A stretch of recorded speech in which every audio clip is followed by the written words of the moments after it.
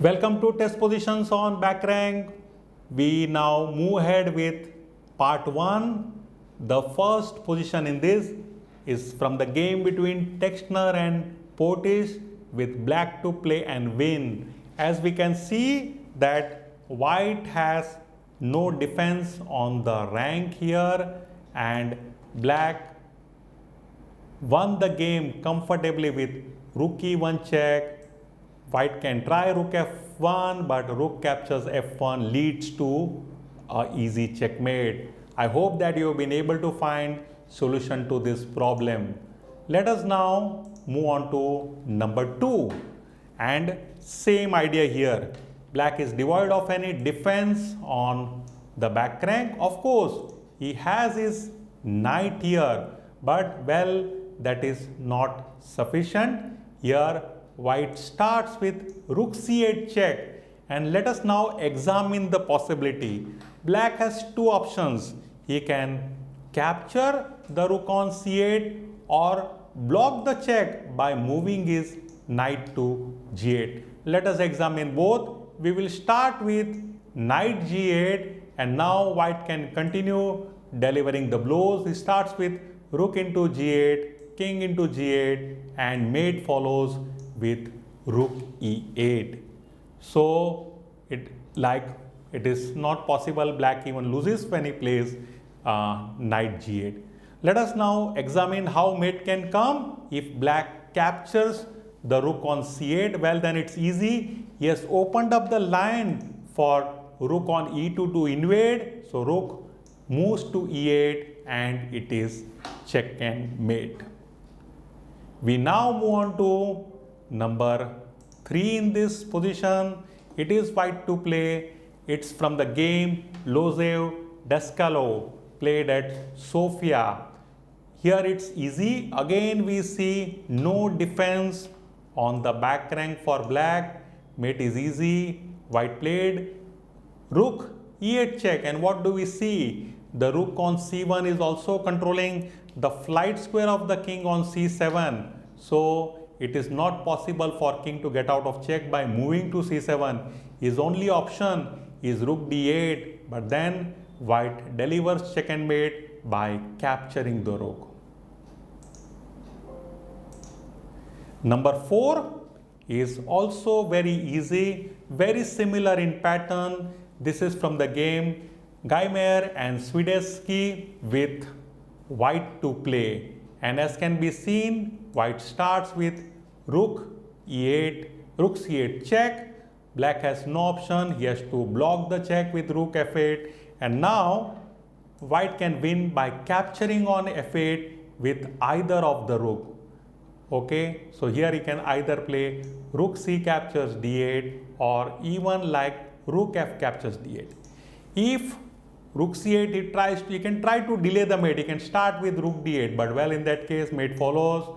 Rook into d8, it continues with a check. Black can again try queen e8, delay it further, but again white can continue rook captures e8, and finally rook f8, and then rook d captures f8. So you know, like 3 successive captures, it leads to the same result.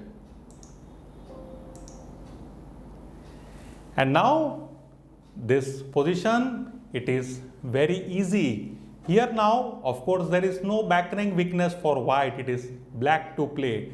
But by a simple exchanges, black plays queen captures e2, and now what do we see? That white is not in a position to recapture back, because if at all he tries to recapture, the rank is left alone. There is nothing. Black can invade with rook f1 to deliver check and mate. Let us now conclude this position from a very beautiful game between Minaj and Honfi with white to play, and this is very similar to something like Roner Camisho, which we had seen while learning the examples of back rank, the 1925 game. So here in this position it's very similar. What we see that white has to attack on the d8 square. It is defended twice, but if one of the defender were not there, then it would allow white to deliver check and mate. So there comes the idea, queen a7. Beautiful idea.